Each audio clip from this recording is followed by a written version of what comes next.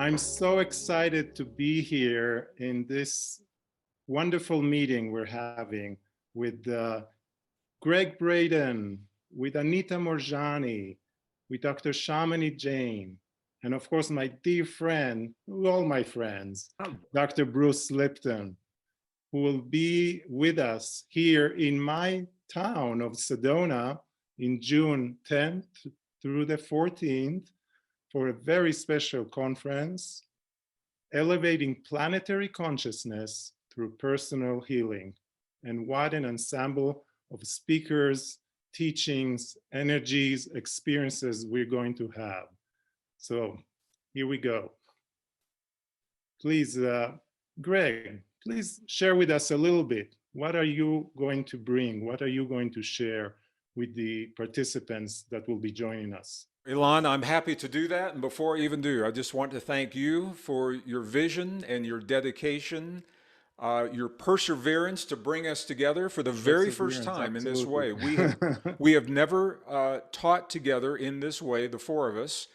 And I'm honored to be with all of you, my dear friends, my dear colleagues. And I think it's a really important program for a number of reasons. But I'm going to share a quick story I think that illustrates precisely where we're going here. We're talking about our soul's journey. And there are many different ideas of what that journey can look like. And many people that write to us, to our office, envision it as this very esoteric kind of journey that's out there, but they can't quite seem to get to it because life keeps getting in the way. So the story, there was a man not long ago that moved into our neighborhood from another state. He retired early and he came to the high deserts of northern New Mexico, and he said he came to find his spiritual path was the term that he used. And I said, well, how's that going? And he said, I can't seem to get started because there's so many things that are going on that are getting in the way. And he was having problems building a house, and his mom had just passed. He was having financial problems. People were letting him down with promises that helped to build the house. He said, man, there's just so much going on. I can't get this spiritual journey started. And I asked him, I said, have you ever considered that maybe all those things are part of your spiritual journey? And he had not. And I think that's the point. We're living a time of extremes, and everybody is being tested in some way. And I think if we can begin to embrace the fact that whatever crosses our paths is exactly what we need in this moment in time to elevate us as individuals and collectively to help us move into a place where we thrive in this emerging world, not just survive. That's a very different way of thinking about life and our place in the world. So this program we have put together to help us to recognize precisely what that means, but then to develop the tools from our unique lifelong studies and perspectives so that we can navigate our time of extremes, navigate our life's journey in a healthy way, in a joyous way, so that it's not so fearful when things seem to go in a way that's unexpected. So I'll stop there for now, Ilan, but in a nutshell, I think this is the foundation, and my colleagues I know are going to add to this, but we're all in this journey together, and that's what makes it such an exciting program. And wow, to be able to offer this in Sedona, Arizona in June, what an amazing experience. So I'm excited. I'm looking forward to it. And I have to say, there will be surprises that I cannot even talk about right now that will occur amongst the presenters for the pleasure of our attendees. There And are I hope, always surprises. yeah, well, I hope everyone's really intrigued when they hear that. So, Yeah, and not only we all waiting for you, Sedona, the mountains, the energies here, the vortices, they're waiting for you too. They are so powerful, so transformative. So please, Dr. Shamini, please share with us what you bring to our special time together. Well, I'll tell you, Alon and everybody, what is coming to me when I have these conversations with friends, family members, and even strangers is part of our soul journey, I believe, in this time, as Gregg was speaking to. We have to embrace everything that's here, right? As part of our soul journey. It's so important. And I've recognized throughout my life, I think being a scientist and, exploring these worlds of science and spirituality, because they're really not separate, that many people at this time are really struggling with and hungering for what we might call integration, right? That is really coming to a full sense of understanding of who we are and being able to freely express that, how important it is. And I'm really excited for us to explore all the ways that we can integrate and what creative expression does for us in that realm, what working with sound does with us in that realm. So while I am definitely I'm a science nerd, I will admit it. So I will be sharing a lot of what we know about the science of the soul, in many ways, from the ancient perspectives, including Jainism and other paths, tantric paths and others, as well as sort of the modern science of how we understand our soul connection to healing and what that means, that healing literally is a return to the soul. How are we actually uncovering that in science? We're going to explore all of those beautiful areas, not just with me, but with many of us here. But also, we're going to come into a lot of collective joy in our practice, in integration, because it's not just for our minds. I mean, the program is not just going to be for our minds. This is a time for us to come together in soul community. And a lot of that is going to be elevating our sense of joy in authenticity. And so we're going to be exploring that a lot. At least I'll be exploring that a lot with folks. How do we really come into resonance and integrate all these different so-called separate parts of ourselves so that we can really stand in our authenticity in a way that just inspires joy, not just in ourselves, but for others. So I'm really excited for that. Oh, that was so beautiful. That was so beautiful. And I really love how you talk about integration of our soul through vibrations, through the energy. And that's really what it's all about, coming together in unity as a collective, because we're doing this journey together. Also individually, but also planetary. And that's the concept and the energies that move us through to this place, to this focal point here in Sedona together in June. And please, I'd like to ask Anita, what will you bring? What will you share with us from your soul and heart? Thank you. Thank you. Well, first of all, I am super excited, like the rest of you, first of all, to do this together with all of you, because I think as it is just the energy that we can create together, I think will be uplifting for us, and I'm sure for the audience as well, just what we bring together. And I'm super excited to be in Sedona because the energies there is so uplifting and amazing. And for me, what I plan to bring is I would like to bring a deeper awareness of what it means to be a consciously aware being in this current times. One of the things that I've discovered is that many of our old paradigms of what it means to be consciously aware or what it means to be spiritual, all the old beliefs, the old paradigms, they don't work anymore. They're just not working.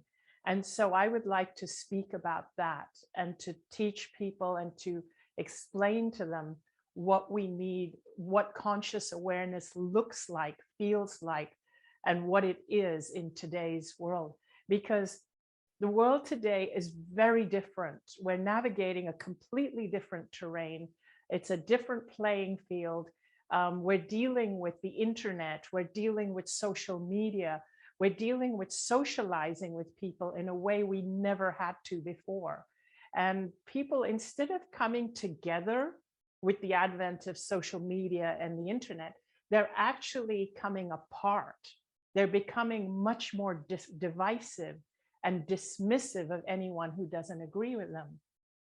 I want to share something from my own personal journey that's happened, that's brought me on this particular trajectory of my soul's growth, and why and how my own presentation has grown and evolved and is changing. I actually, towards the end of last year and the beginning of this year, experienced total and complete burnout. And I mean literal burnout, because I was I was having panic attacks, feeling anxiety, unable to get out of bed.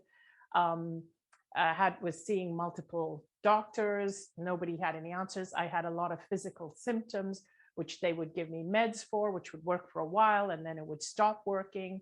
But when I turned inward, I understood why I was burned out. I was burned out because I was listening to all the voices outside, the voices coming at me from my audience, from the public, from social media. And I was trying to unite everybody. And I wasn't listening to what my inner self wanted. I wasn't listening to my guidance. I was listening to the voices outside. And trying to please everybody when views are so opposed at the moment was really burning me out. And I felt no matter what I was doing, there was still criticism coming from certain camps. And I realized that we, especially if you're someone who's highly sensitive, and if you're an empath, that's the other thing I'm going to talk about, navigating this world as a sensitive, intuitive person. That's getting harder too with the playing field the way it is. And so I want to give people tools on that. But if you are a sensitive person and an empath, you're going to feel criticisms and all in your body. And it's not easy because when you're a child, you are socialized to please your family members and to please the people around you. But in today's world, if you have been socialized to do that and you're sensitive to people's needs and desires, you're not built to please millions of people that are following you on social media and in the world, and who are writing reviews on your work and your books. You're not built for that. So how do you navigate that and still be someone who brings light and sparks joy in other people? That's the kind of stuff I want to talk about. And I want to also break down some of the myths of what spirituality is supposed to be and what it looks like in the traditional way. Because one of the things I was dealing with is when I would stand up for myself, when I did practice certain tools that I myself was tuning into, I was dealing with people in the public who were saying, oh, but that's not spiritual. Well, in the new paradigm, there are certain things that may not have been accepted in the past, but today is spiritual, because the light that you shine in the world comes from within. So you first have to honor yourself. And so these are the kinds of things that I'm going to unravel. It's about being a consciously aware being in the 21st century. And when you are a consciously aware being, you shine a light that can help to actually help to lighten the whole world, because we are all connected. When you are somebody that is suffering and feeling burned out, then because you're connected and we're all facets of one, then you're not doing anyone any favors. If each of us took responsibility for only ourselves to be a consciously aware being, if each person did it, we would have a consciously aware planet. So that's what I would like to bring. Well, that was so beautiful, Anita, and so profound from someone who actually been in the light and came back. And for me, you are a master of the soul, a master empath, a master connector, and one of the most uplifting souls humans on the planet I experience. And your love is boundless. And I just adore you. And I'm so much looking forward to meet you again, this time in Sedona in June. Thank you so much, Anita. I got chills. I adore you too, Elan. Thank you. And now to my dear friend, I'm sorry, I gotta call you like that, Dr. Brucey. Brucey, the master epigenetics, and for the last 50, 60 years, changing planetary consciousness, one continent, one heart at a time. And so, Brucey, what are you bringing to us here in Sedona this June, the creator of heaven on earth? Well, what I'm bringing is an addition to all the wonderful insights offered by my dear esteemed friends and colleagues on this. There's a historical perspective, there's an understanding of an experiential perspective, there's an insight from a scientific perspective, and I'd like to put a few of those together from a biological perspective, because we are indeed facing something very unique at this time in our planet. And the point about it is, if you are surfing the web or reading the news or just looking out your window, you can see the world is in a state of upheaval right now. Now, you could look at it as, wow, what a bunch of collection of accidents all happening at the same time. And I go, no, everything that's happening is part of a major picture that we're not focusing on. And that is this: humans have created a situation on this planet that is not sustainable. The way we are using the resources, the way we're polluting the environment, we're undermining the web of life. Now, the idea about that, and it's important to us, is we are part of that web of life. We're not above it, we're it. And when the web of life falls, so does human civilization. In fact, the fall of human civilization is so pronounced at this time that even NASA has written from collective science all over the planet, the understanding that industrial civilization, the one that we're experiencing right now, is facing, and I want to emphasize, a irreversible collapse. This is a fact.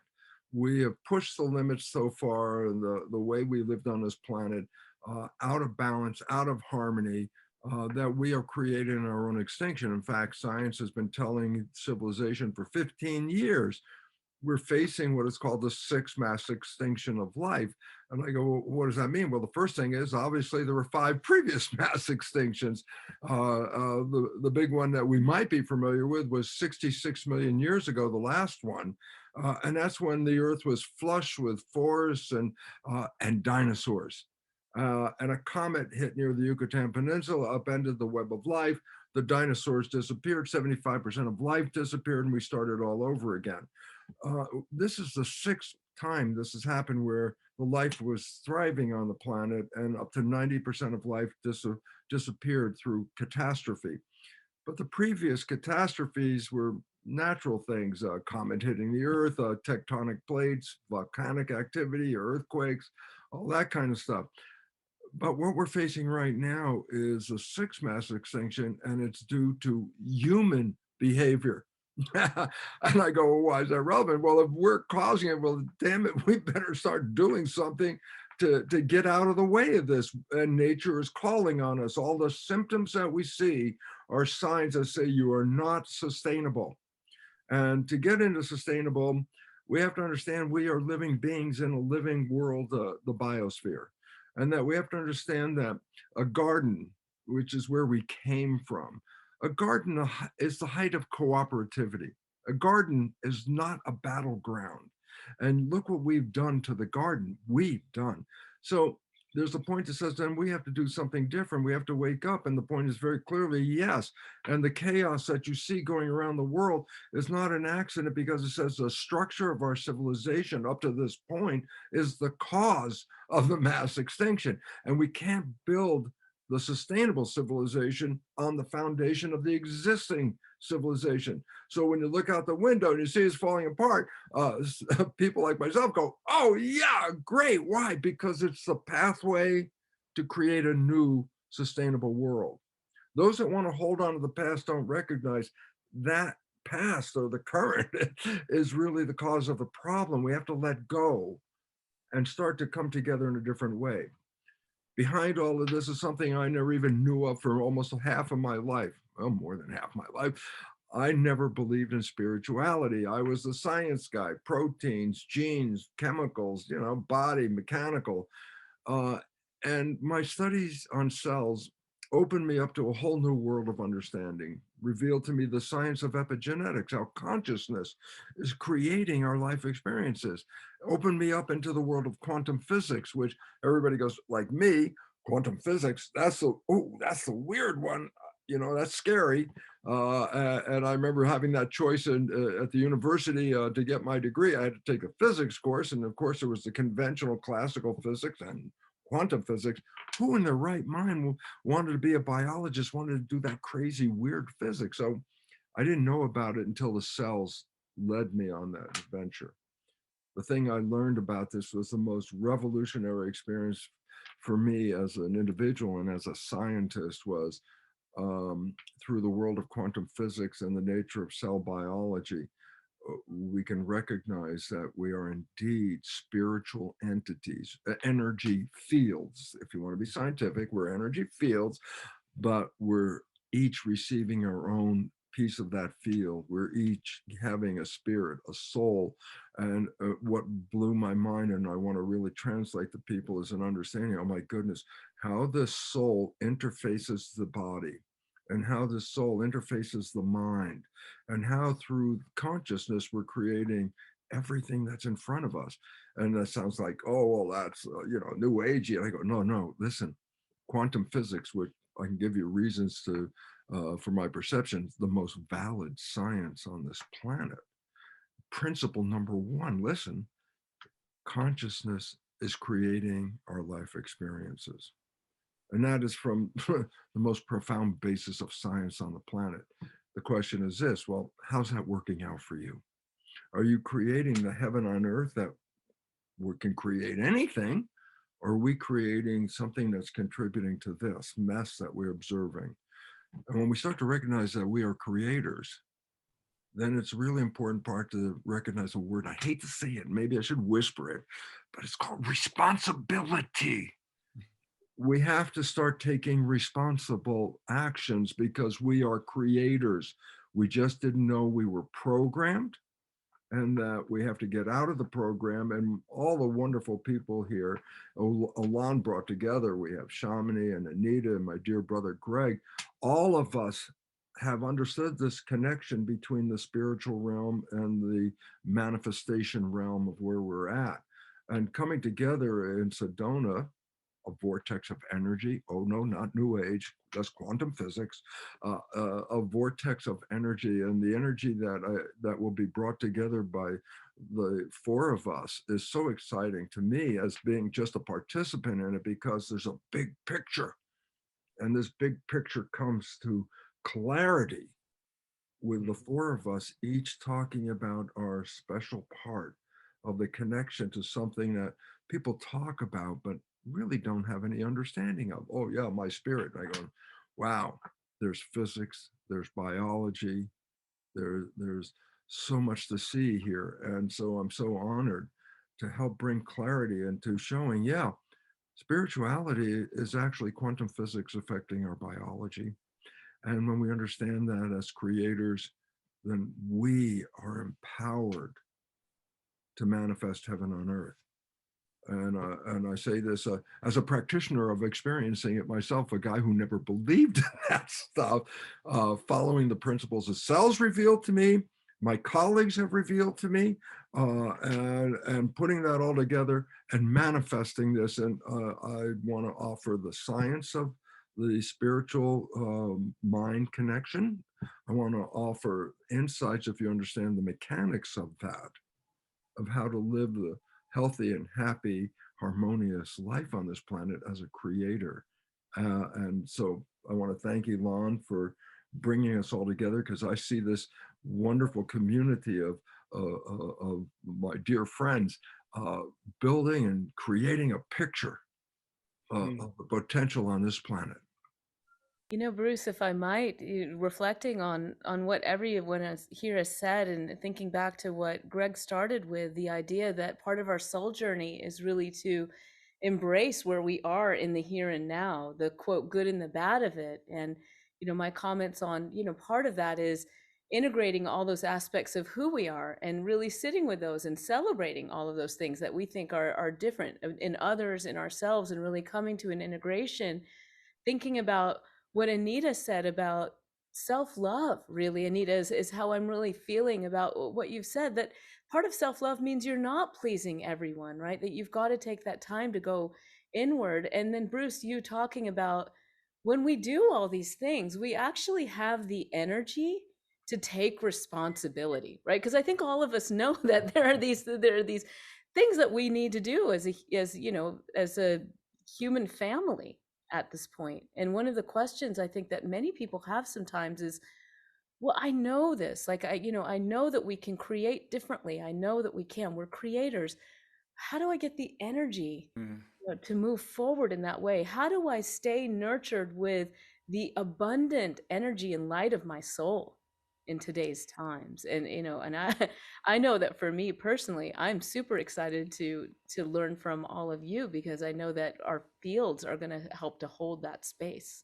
Yeah. Shamini, I just want to chime in on what you're saying here and what everyone, first, thank all of you just for, I'm so enthralled just by what I'm hearing from you right now. And I have so much love and deep respect for each of you, and you've dedicated your adult lives to this journey. When Elon invited me to speak first, he was asking about why we came together for this program, not what I'm going to bring to the program. So I'd just like to say a few words about specifically what I hope to bring to this program, my plan. The world that we're living in right now is indoctrinating us and our children into believing that we are flawed as a species. Carbon-based life in general and humans specifically are flawed from birth, that we are inadequate to embrace the challenges that life brings to our doorstep. And because that is the perspective of many of the academics, the academic community, and certainly the technological community, that makes us victims in the world. And they're indoctrinating us, our generation, and now the new generations, into believing that we need something outside of ourselves to be healthy in life, to be successful in the world, to be successful in business, in whatever our chosen profession will be. And that makes us victims. Bruce, you and I have had this conversation many times. It makes us victims. And if you're a victim, you need a savior, and the savior is being touted as technology. So we now find ourselves in this time of extremes, and I think everyone knows we're living a time of extremes, with crises, multiple converging simultaneous crises. And the story is that we don't have what we need to deal with this, and that we need all of these things outside of our bodies. This is frightening for people, because if our sense of well-being hinges on the world around us, and that world is collapsing because it's unsustainable, then it is very unsettling to the world within us. And this is exactly, Anita, and I have to tell you, Anita, you and I haven't spoken for a while. I'm right there with you, with symptoms and with experiences. And so what I hope to bring is the shift that helps us to really begin to navigate well begins with a shift in thinking. Thinking differently about ourselves, our relationship to the world, recognizing that we are a hybrid species. We are infinite spirit and energy expressing through a finite material body. And the implications that come with that and the opportunities are extraordinary. So I will be bringing the science that is showing us how scientists now know this. For example, the cloning experiments with mammals. When they clone the mammals, and they clone the sheep, or they clone the cows, at first the new clones, they look identical to the others, but something begins to happen and they break down prematurely. Most of them live about 50% of the expected lifespan. And the scientists are saying, what's going on? The DNA is exactly the same. They're missing, and they're beginning to understand that there's something that is beyond the DNA, that is breathing life into the template of the body, of the genome. And that something is what we're calling spirit. It's what we're calling our soul's journey. And as we learn to embrace this through this extraordinary body that we have, that, I believe, gives us the tools to transcend in a healthy way the challenges that life has brought to our doorstep. So I will be sharing the science, some amazing new science. I'm writing a book right now, so this is all very fresh in my mind, as well as the techniques, practical tools.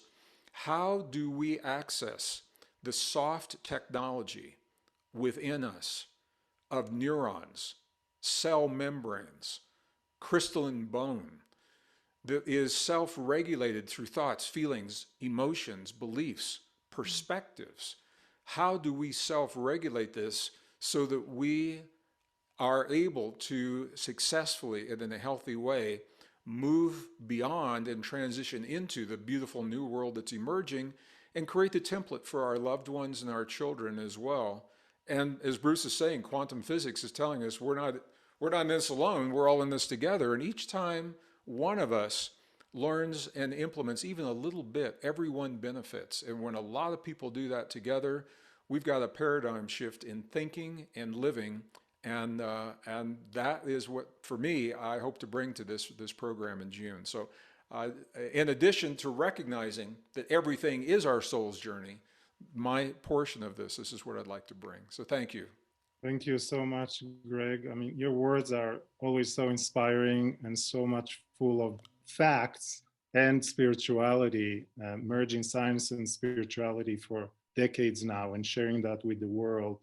And soon here again in Sedona. I'd like to take this time now to actually ask you, my friends, maybe Bruce, you can ask a question of Anita. And what do you feel you want to ask of Anita right now? Well, it's hard for me, I'll tell you, so the reason is this, that when I wrote the biology of belief, there's a whole story about how we got here, how we got programmed, all kinds of things like that. And when I read Anita's fabulous book, and that was a one sitting, I couldn't put it down book, because Dying to Be Me, I read that, and at the end I said, oh my God, this is the woman who is the poster child for biology of belief. The woman who took her life to a different place and came back and created another existence on this planet, the kind of thing I describe in biology of belief. And so to ask Anita is like, Anita, I was enthralled from page 1 to the very end of the book. And I just want to say, if anything, not to ask you, but to honor you for, what an experience. And more importantly, the ability to translate that experience, that a public can read it and grab it and walk away with, oh my God, there's this miracle that we have and we didn't know. And you brought it to the front, and my colleagues here besides yourself, especially Gregg and Shamini, and there's a science. So I'm just going off now on my soapbox for a second, because the question is, well, what can I ask Anita? And I say, Anita, you have told me the most complete and wonderful story, and you're here shining and coming back from where nobody else wants to be. And it's so important because, of course, when I give lectures on biology of belief, people, a lot of it has to do with cancer. And people thinking, well, cancer, oh, those are genes that cause cancer. And it's like, no, genes didn't cause cancer. There's not even one gene that causes cancer. Cancer is a reflection of the life experiences and programming. And Anita's life story is like, when I started to read this, I said, oh my God, this is exactly what the biology of belief was all about. And what is so empowering is Anita was on the last day, essentially, of her life when all the doctors like, ooh, this is the end. And she comes back, and in a miracle of their miracle, for me, it's like now understanding spirituality and biology is the empowerment that we have. You are the expression of that empowerment, Anita. And that's why it's so important for us to be together with you, because the public, it's not we're telling the public, you've been there. And I just want to appreciate it. And that's not a question. That's just a direct appreciation. Thank you, Anita. Oh my gosh. Thank you so much for that, Bruce. Thank you. Thank you. In fact, when somebody told me about you and that you were talking about me, And I was blown away. And so I started to pay more attention to the work you do. And what I loved was that you brought science to what I went through, because one of the things that I was dealing with is people saying to me that, oh, your experience of the other side is just anecdotal. It's just anecdotal. I said, yes, but the doctors can't explain how I healed when I came back. So even if you guys don't believe that I crossed over to the other side, surely you need to be interested in how my body just healed, and figure out what it was that actually happened. But what I found is that when it came to pure medical, in the medical paradigm or medical science, they were so entrenched in their beliefs that it was easier for them to dismiss what happened to me, even though I had the medical records to prove it. It was easier for them to dismiss it than to actually go in and explore it. But I found that people like yourself, Joe Dispenza, Gregg Braden, and people who are in the newer sciences, the quantum sciences, were extremely interested in exploring this further. And one of the things I love about us all coming together, like Gregg mentioned, and even Shamini, that you guys bring the science in. And also Gregg mentioned that he will be talking about what he offers is the new science. And what I love about this is that I feel what I offer is the new spirituality, because one of the things that I speak about in my first book, Dying to Be Me, and also actually in some of my other subsequent books, is how a question that people often ask me is that, has this experience, having the near-death experience, has it made you more spiritual?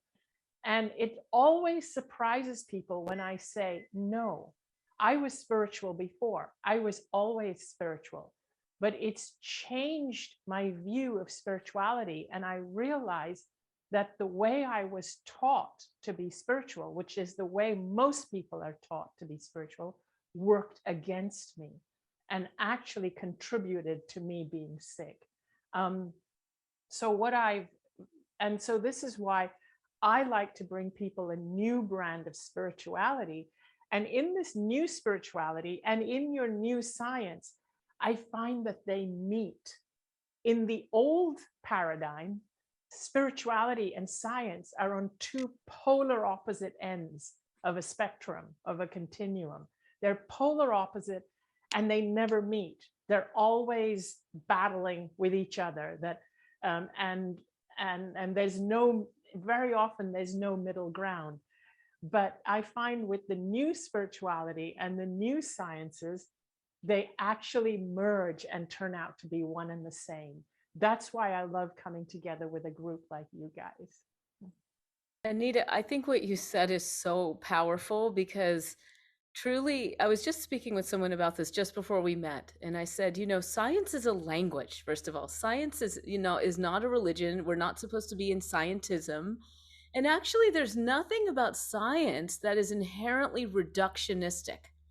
That's the truth, right? Like everything, we've just been influenced by culture. So for a long time, we were influenced by this culture that separated us, that separated our body parts, that, separated everything. And actually the scientific reality of it is, that we're not separate. That's actually the scientific reality. So it's really not even about new or old. It's like you said, Anita, the new spirituality, is sort of opening with a wider perspective, a wider understanding, which you got through that beautiful experience that you had and you so masterfully, shared in that book. And like Bruce, I just have to share, like, I picked up that book and I could not put it down. I think I told you when I was reading it, it was incredible.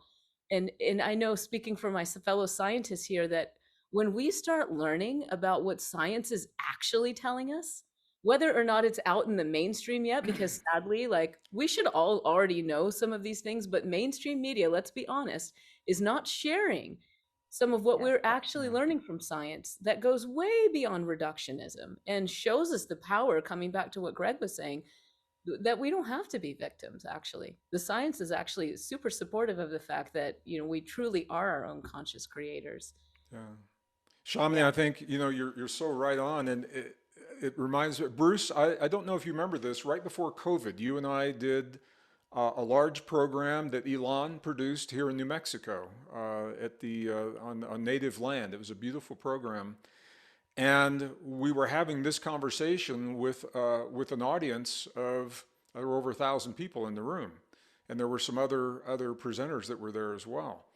And it was during the break, there was a cardiologist in the audience that came up to the stage after I had been speaking about the neural network discovered in the heart, 40,000 sensory neurites, and its relationship to the brain and very specific frequencies. And the cardiologist came up to me and he said, "Why don't we know about this?" He said, "Why isn't this being taught in medical school? Why am I not bringing this into my practice?" And I said, "Well, you're here now, so you do know about it." But the point is, there is certainly a contingent of medical professionals who are less open to the new discoveries. For them, their profession is more static. They learned what they learned, and then that's what they're going to apply. But the reality is that science is a living body of information, and it's a living way of knowing, designed to be constantly updated if we're going to keep science honest. So we've asked science to tell us who we are. Science is giving us the answers. And the question now that we as a society must come to terms with is, will we accept the answers that the science is telling us? And I use the cloning experience as an example, because it's leading scientists to know there's something more to biological life than the biological life. There's a force that is acting through the life, directing the template of the DNA into the biology. And so now they have to say, what are we missing? And this is how science works. It will lead them, the honest scientists, it will lead them to the new story. And Shamini, whether or not it is shared in the classrooms and the textbooks, and Bruce, you left academia, you know this, they're not teaching what the discoveries are showing. And Anita, you illustrate this so beautifully through your experience.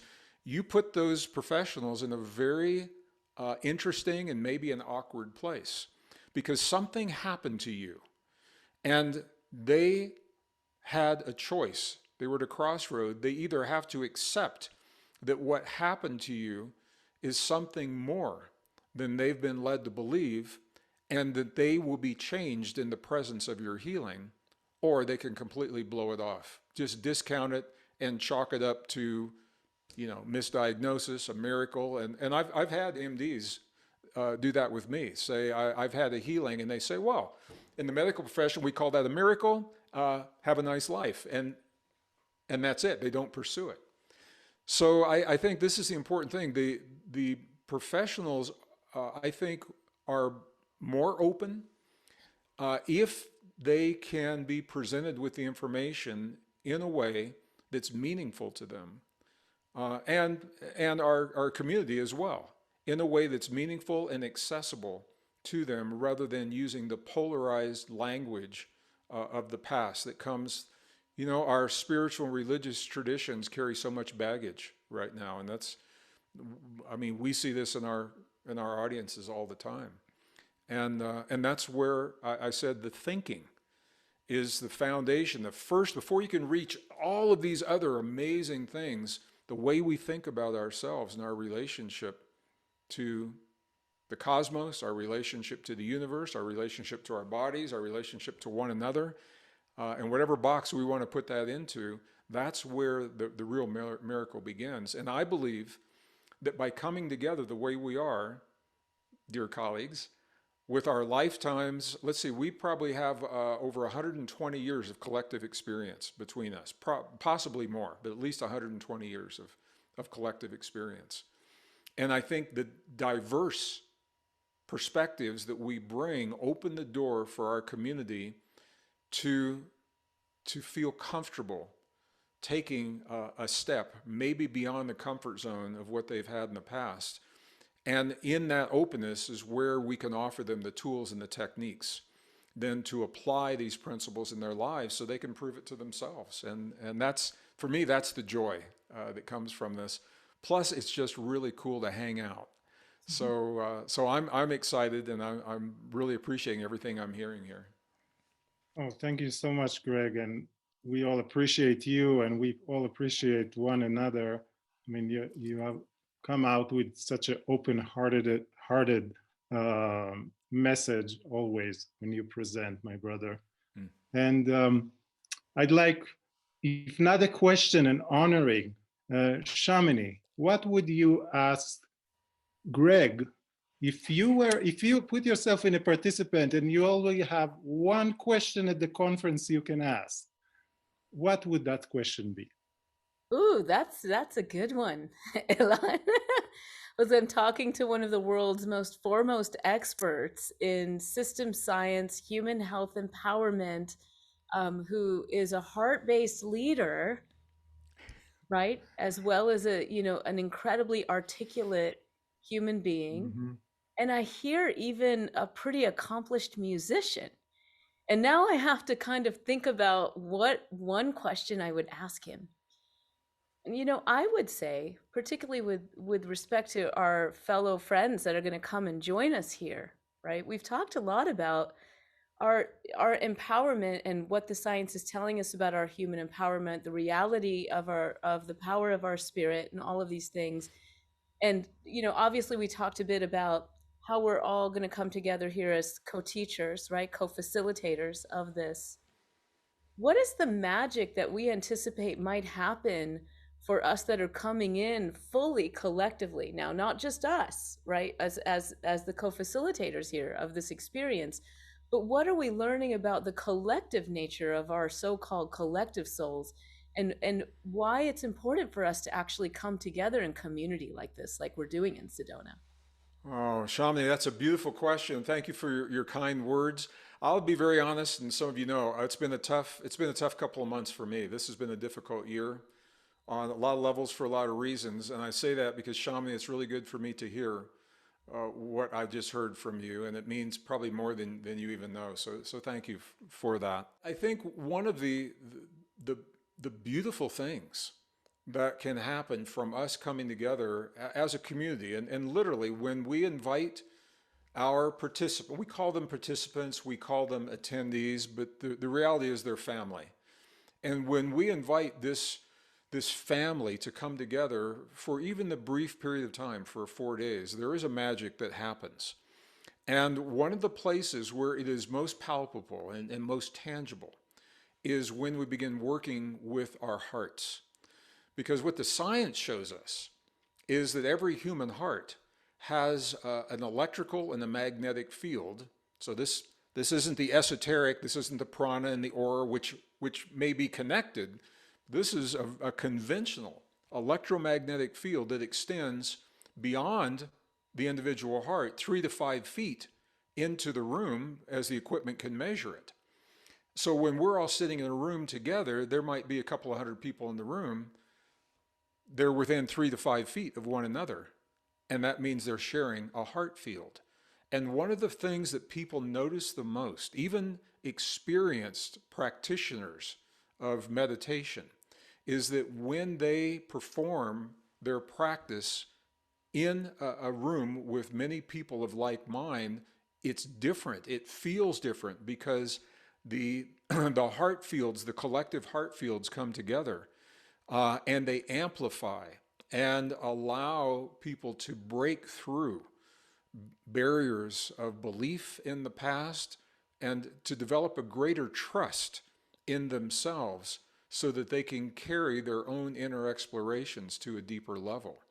And so I think that we will certainly experience that in our group. And what the science tells us is it's not limited to our group, that we are contributing to the whole. And that was the other part of the subtitle for the program that we're going to be offering, is that we are contributing and anchoring that way of knowing in the field, in the whole.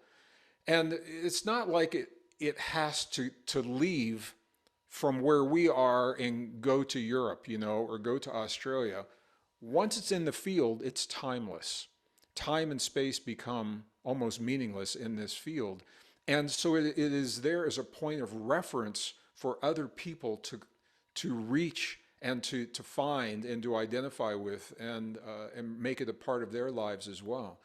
So each time one of us or collectively, we trust ourselves enough to allow ourselves the deep expression of the deep truth of who we are, what happens is we open the door and make it easier for the next and easier for the next and easier for the next.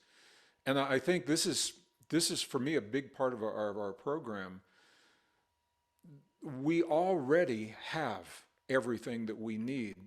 It's not about so much learning new things, it's about letting go of the beliefs and the perspectives that have kept us from the deep truth of who we are.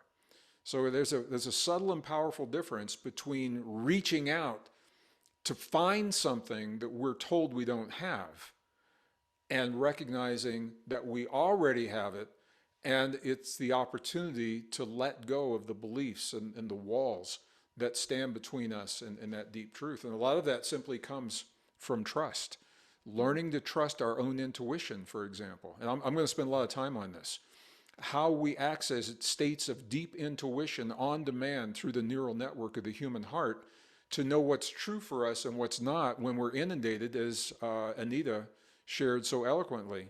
We're inundated with information coming in at us, misinformation, disinformation, disparate information from all kinds of social media and friends and family and relatives. How do you know what's true?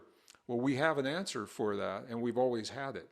And I think as people learn to trust this, the hotline that we have to our own deep truth, that frees us then to develop to an even deeper level this inner technology so that we can love fearlessly and that we can be there and support our friends and family and loved ones in ways that we may not be able to when we're living in that fear. So thank you, Shamini, for the question. And I think it's the power of the group coming together and sharing consciousness and literally sharing a heart field in a way that amplifies our experiences in a beautiful way.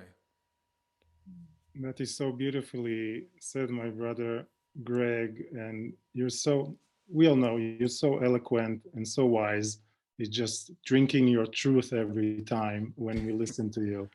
And I'd like to have Anita, please, if you can share with us something more, if not a question to Gregg, to yourself, and with all of us here.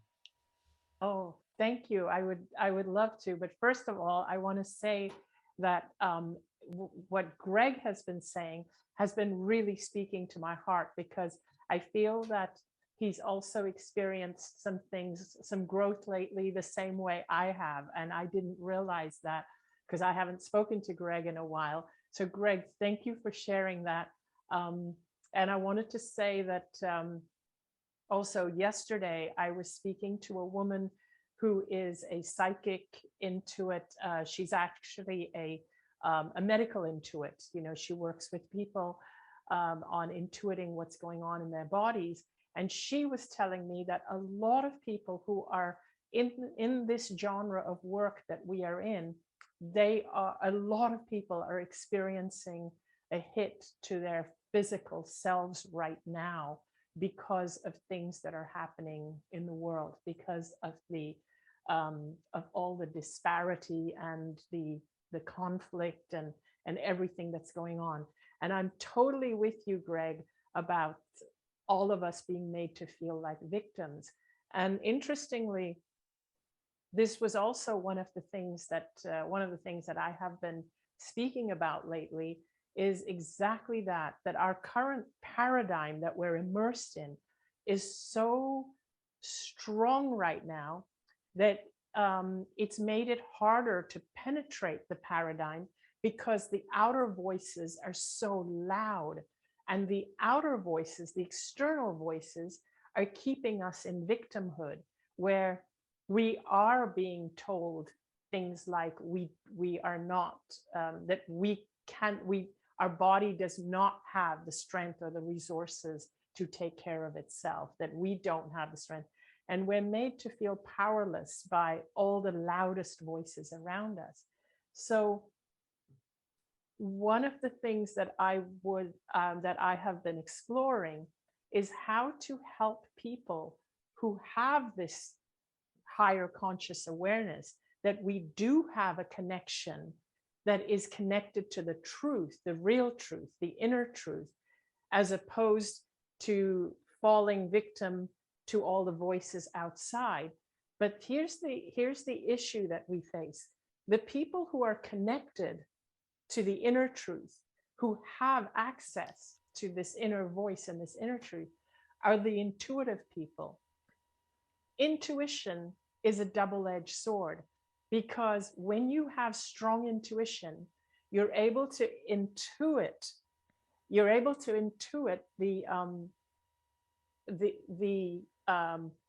the messages that are coming in from your soul, from your higher self, from your guides, whatever we want to call it, and follow your soul's journey.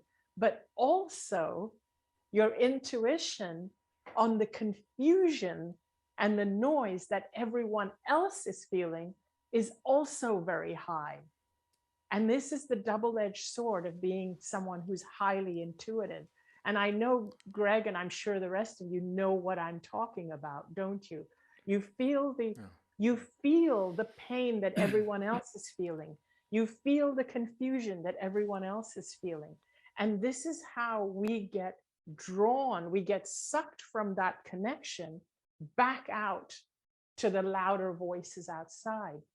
One of the things that I would love to see happening, even as a result of our event, is a growing movement where people are encouraged to connect with the inner voice, the internet or the infinite net.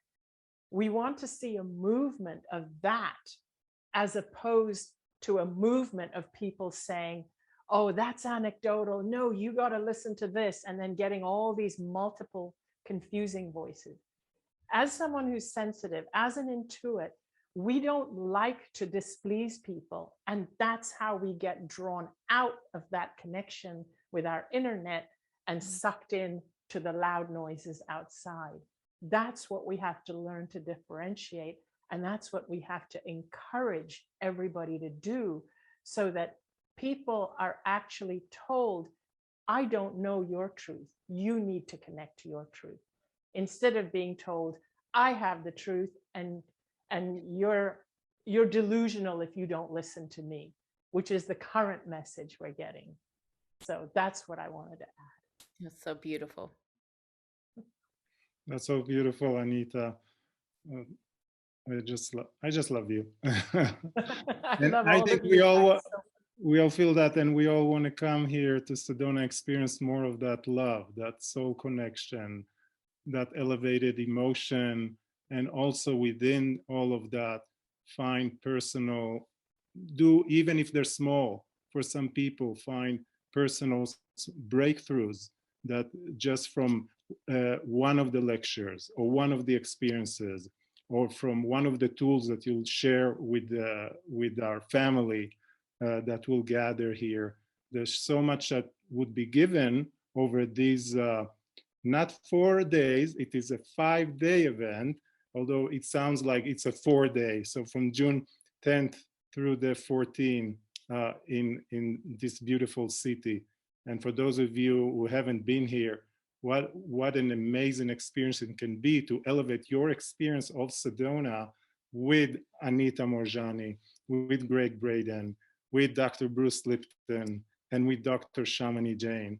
I'm so honored to have you all here with me in this time, and soon also here in person in Sedona. This event is not broadcast online. So if you want to experience this once-in-a-lifetime experience in Sedona, please come and join us here in June. If anyone else have closing words, my friends, please. I would just like to offer a truism, and that is knowledge is power.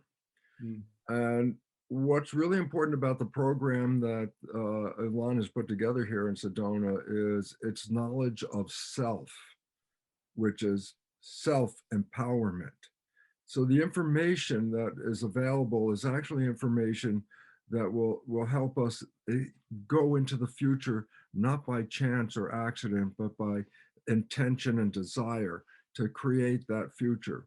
The knowledge is so critical because we have been misinformed and have some misperceptions, as Gregg mentioned, that we are operating from that take away our power.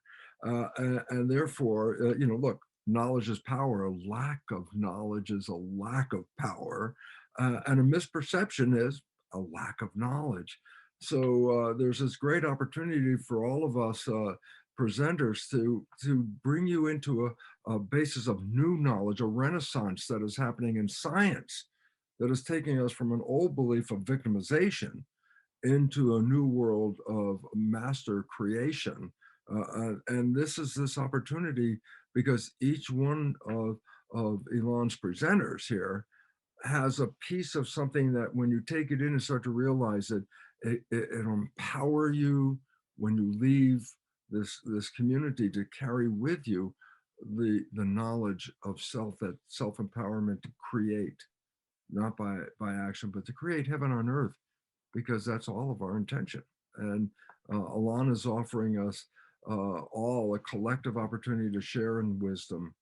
And I wanted to thank Ilan and just also mention I've worked with Ilan before, and all of us have. And one of the wonderful things is he puts on a great program for the audience, the participants that are there, creating an environment that really is healthy, happy, fun-loving, supportive, and we enjoy being there. So I hope you get a chance to come and share the joy with us all. Ilan's going to really just help us create a great foundation for a future. Thank you, Brucey. I love you. And Bruce, I love it when you talk that way. I don't know about you all. I feel like our event has just begun. It's starting right now. We're laying the foundation. And Bruce, knowledge is power. And I always think back to the words of Buckminster Fuller when he talked about change in the world. He said, you'll never change the world by fighting against the things you don't like. He says, if you want to bring change, find a new model that makes the old model obsolete, and people will follow the new model. Well, there's a battle for our very humanness that's on the line right now. And people ask me all the time, there's a battle for our thoughts. We all know that through the media, our battle for our beliefs through academia. People say, how do we push back? What do we do? And I go to Buckminster Fuller and I say, rather than fighting the things you don't like, as we learn to become the best versions of ourselves, as we accept this extraordinary potential that lives within each of us, then we are showing what that new model is, and we make the old ways obsolete without doing anything other than being the best version of ourselves. And it's a beautiful model. So thank you for what you said. And I just want to also chime in. This venue, Ilan, I want to thank you for this beautiful venue, because I've spoken there before, and I know some of our other speakers have spoken there before. And it is made for this kind of a program. It's not like, a big warehouse that is a horse show one week and a car show the next week and a spiritual show the next week. The sound is excellent. The lights are excellent. The air quality is good. It's got high ceilings, beautiful seats. It's an intimate environment. No matter how many people are in that room, it lends itself to a deeply intimate environment. And when I saw that's where we were able to offer our soul's journey, I was deeply grateful. So I'm going to invite everyone, if this speaks to you, we hope to see you in Sedona. And talking about Sedona again and how to find us, you can find about the event on each of our beloved speakers' websites and social media, and of course on my website at shalohaproductions.com. We hope to see you there. Namaste, everyone. Namaste. Thank you so much. Namaste. I love you guys so much.